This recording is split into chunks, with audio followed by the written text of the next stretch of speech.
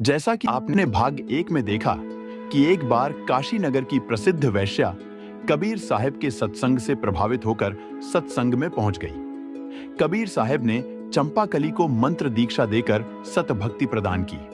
उसके बाद चंपाकली सत्संगों में तो आने लगी, लेकिन कबीर साहब के पूर्व के भक्त एक वैश्या के सत्संग में आने पर चिंतित होने लगे। भक्त उसे सत्संग में तथा अपने गुरुदेव के संग रहने पर मना करने लगे।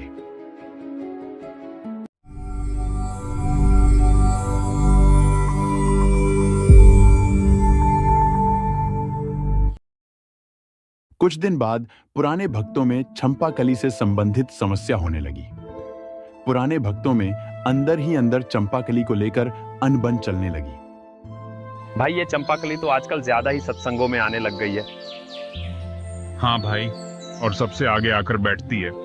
न जाने लोग क्या सोचते होंगे। हाँ सही कहा तूने, गुरुजी का नाम बदनाम होता होगा। ऐसे ऐसे लोग जो आज सत्संगों में आने लगे हैं। इसका कुछ करना पड़ेगा। क्या ही करे भाई, गुरुजी ने इसे दीक्षा जो दे दी। हाँ वो बात तो है, लेकिन ऐसे में हम लोगों की थोड़ी सुनते रहेंगे। एक काम करते हैं, ये जिस भी भाई के घर सत्संग में आए उसे वही मना कर देंगे तो अपने आप रुक जाएगी। हाँ ये सही रहेगा। ऐसे कोई भी इसे अपने घर मत आने देना।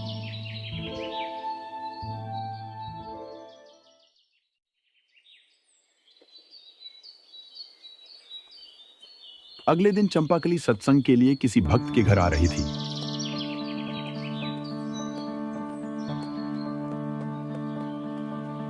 रुको, यहाँ हमारे गुरुदेव के सत्संगों में मत आया करो, गुरुदेव की निंदा होती है। हाँ, अपने घर ही रहा करो, हमारे घर मत आया कर। तुम्हारे कारण हमें लोग गुरुजी के बारे में ओछा भला बोलते हैं। चंपाकली को बहुत दुख हुआ, क्योंकि अब चंपाकली का इस दुनिया में एक ही सहारा था। लेकिन क्या कर सकती थी? दुखी मन से रोती हुई वापस लौट आई। चंपाकली अब पुराने भक्तों के घर होने वाले सत्संगों में जाने से वंचित रहने लगी। एक दिन कबीर साहब चंपाकली के घर से कुछ दूर वृक्ष के नीचे कुछ भक्तों को प्रवचन सुना रहे थे। चंपाकली वहां पहुंच गई, पीछे जाकर बैठ गई। सत्संग पूरा होने के बाद वह कबीर साहब के पास आई और रोने लगी। क्या हुआ बेटी, कोई कष्ट आ गया क्या? हे भगवान, आपके होते हुए मुझे क्या कष्ट आ सकते हैं, लेकिन आपका ये अमृत ज्ञान मेरे नसीब नहीं लगता। क्यों, क्या हुआ? आजकल आप सत्संग में क्यों नहीं आती? हे भगवान, मैं तो चाहती हूँ कि सारा दिन आपके संग ही बिताऊं और सत्संग सुनती रहूं, लेकिन भक्त लोग मुझे सत्संग में आने से मना करते हैं। हे गुरुदेव, मेरे तो आप ही पिता हैं और आप ही माँ हैं। मैं कहाँ जाऊं? आपके दर्शन बिना मैं कैसे जी सकती हूँ? कोई बात नहीं बेटी, आप सत्संग में आया करो और जल्द ही सत्संग स्थल पर पहुंच जाया करो। कोई रोकेगा तो मैं देख लूंगा। अब चंपाकली सबसे पहले कबीर साहब और रविदास जी के साथ ही सत्संग में आने लगी। कबीर साहब सत्संगों के माध्यम से भक्तों को समझाना चाहते थे, लेकिन अपने आप को बुद्धिमान समझने वाले मंद बुद्धि के भक्त सत्य वचनों को टाल देते थे। भक्त पूर्व में चाहे कुछ भी कर्म किया हो, जिस कारण अगर वर्तमान में असहनीय पीड़ा से पीड़ित हो, तो उससे नफरत नहीं करनी चाहिए। ऐसी स्थिति में वह न जाने आपसे कितने गुना भक्ति करता है, चाहे उसके शरीर की चाम भी विकृत क्यों न हो, या चाहे पूर्व में उसने वेश्यावृत्ति भी क्यों ना की हो।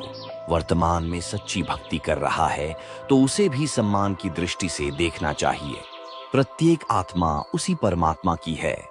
स्थिति के आधार पर भेद मानने वाले को वह परमात्मा माफ नहीं करता। ऐसे में वे फिर भी मन में खोट लिए हुए थे तथा चंपाकली को धमकाने लगे। तुमने सुना नहीं हमने क्या कहा था? कल ही मुझे नगर के लोग कह रहे थे कि कैसा गुरु है तुम्हारा जो वेश्याओं को भी सत्संग में बुलाता है। चंपाकली के लिए तानों का सिलसिला अब भी खत्म नहीं हुआ था और सत्संग में जाना फिर रुक गया। चंपाकली बहन रोने लगी और वापस चली आती है। कबीर साहब भक्तों के मन का खुरापात समझ गए। अपने सत्संगों से बार बार समझाने की कोशिश करते रहे, लेकिन सब व्यर्थ हो जा रहा था। पुण्यात्माओं, सत्संग से पूर्व प्राणी अज्ञानवश न जाने क्या क्या अपराध कर बैठता है, परंतु संतों का संग पाकर जब वह सर्व बुरे कर्म त्याग देता है तो वह एक श्रेष्ठ मानव बन जाता है, अच्छा भक्त बनता है। उसे भी उतना ही सम्मान मिलना चाहिए। अपने सत्संगों से बार बार समझाने की कोशिश करते रहे, लेकिन सब व्यर्थ हो जा रहा था। कबीर साहब बहन चंपाकली के ही घर उपदेश देने जाने लगे। आसपास के सभी भक्तों में अफरा तफरी सी मच गई। अरे भाई, आज तो बड़ी अनहोनी हो गई। क्यों, क्या हुआ भाई? भाई, आज गुरुदेव खुद ही चंपाकली के घर गए हैं। क्या? ये क्या कह रहे हो तुम भाई? हाँ भाई, मैंने खुद देखा है और साथ भी कोई नहीं था। क्या तुम्हारा मतलब है कि गुरुदेव अकेले गए हैं? हाँ भाई, अगर कोई सत्संग भी होता तो रविदास जी और अन्य भक्त भी साथ जाते। अब भगवान जाने क्या होगा। नहीं भाई, तुम्हें कोई गलत फहमी हुई है। चल हम देख कर आते हैं। अब हर रोज कबीर साहब जी चंपाकली के घर जाते और सत्संग सुनाते तथा चंपाकली कबीर साहब के चरणों में बैठकर चरण सेवा करने लग जाती। दोनों भक्त चंपाकली के घर की ओर जाते हैं। कबीर साहब घर के दरवाजे के सामने पूरा दरवाजा खोलकर चारपाई पर बैठे थे और चंपाकली जमीन पर बैठे चरण दबा रही थी। दोनों भक्त रास्ते से जाते हुए देखते देखते आगे निकल गए। अरे भाई, ये तो बिल्कुल सही है। गुरुदेव तो यही है। दोनों वापस आकर सभी को बताने लगे। अरे हमें तो पहले ही दिखाई दे रहा था, जब सत्संगों में ही ऐसे लोग जाएंगे तो ऐसा ही होगा। बुढ़ापे में उस कबीर का दिमाग काम करना बंद कर गया है। कबीर साहब के भक्त अब कहीं के नहीं रहे और गुरुदेव में दोष देखने लगे। यह बात आग की तरह पूरे नगर में फैल गई। उधर कबीर साहब शाम होते ही चंपाकली के घर चले जाते और मुख्य दरवाजा खोलकर बैठ जाते। कुछ दिन ऐसा ही चलता रहा। अकेले कबीर साहब और चंपाकली तथा कभी कभार रविदास जी भी पहुंच जाते। अन्य कोई भी भक्त सत्संग में नहीं जाता। भाई भक्त रविदास, कोई भी भक्त सत्संग सुनने क्यों नहीं आ रहा है? मैं क्या बताऊं भगवान, आपकी लीला आप ही जानो। रविदास, एक काम करो, कल एक हाथी किराए पर ले आना। कल आर पार की परीक्षा होगी।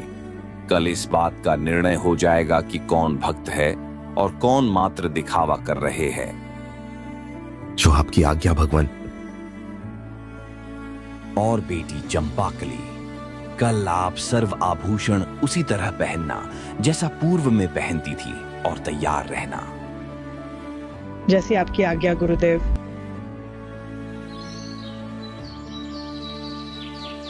अगले दिन सुबह रविदास जी किराए पर एक हाथी ले आए। उधर बहन चंपाकली सर्व सुसज्जित आभूषण पहनकर तैयार हो गई। कबीर साहब, भक्त रविदास और चंपाकली तीनों हाथी पर बैठ गए। भक्त जी, हाथी को पूरे नगर में घुमा दो। आज हमारा हाथी किसी की नजर से बचना नहीं चाहिए। कबीर का करम पूरी काशी के लोग देख ले, ऐसा करो। ठीक है गुरुदेव। कबीर साहब ने एक हाथ बहन चंपाकली के कंधे पर रख लिया और दूसरे हाथ में एक बोतल में गंगा जल भर लिया, जैसे शराब की बोतल हो। रविदास जी ने हाथी काशी नगर के बीच से निकालना शुरू कर दिया। सभी देखने वाले अचंभित थे। अरे ये क्या हो रहा है? इस मूर्ख को तनिक भी शर्म नहीं है। बुढ़ापे में सदमा खा गया है क्या? अरे यह कई दिनों से ऐसे कारनामे कर रहा है, लेकिन आज तो इसने सारी हद ही पार कर दी। काशी का प्रत्येक व्यक्ति कबीर साहब को गालियां देने लगा। लाओ इसके भक्तों को, दिखाओ उन्हें भी इस जुल्मी के कारनामे। भाई, मैंने तो कई दिन पहले ही इसकी भक्ति छोड़ दी थी। उधर सभी भक्त भी कबीर साहब को उलाहना देने लगे। भाई मैं तो 1-2 बार गया था इसकी सत्संग में, मैं नहीं जाता अब।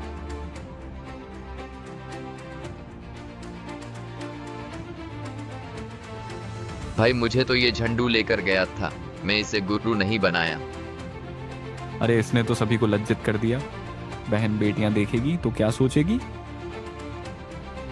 ऐसे करके कबीर साहब के लगभग 64 लाख शिष्यों ने कबीर साहब की दीक्षा त्याग दी। गरीब दास जी ने अपनी वाणी में कहा है, भड़वा भड़वा सबका कोई न जाने खोज, गरीब दास यो कबीर क्रम बाटत शिर का बोझ। कबीर साहब को सभी भड़वा कहने लगे, लेकिन कबीर साहब अपने सिर से नकली भक्तों और शिष्यों का बोझ झाड़ रहे थे कि ये मुझे भगवान मानते हैं या अपने ही जैसा एक साधारण व्यक्ति। ये अनमोल ज्ञान जगत गुरु तत्वदर्शी संत रामपाल जी महाराज के सत्संगों का अंश मात्र है। संपूर्ण आध्यात्मिक ज्ञान के लिए सुनिए संत रामपाल जी महाराज के मंगल प्रवचन। आप संत रामपाल जी महाराज जी के मंगल प्रवचन संत रामपाल जी महाराज एप्लीकेशन पर भी सुन सकते हैं तथा उनके द्वारा लिखी पुस्तकें भी डाउनलोड कर सकते हैं।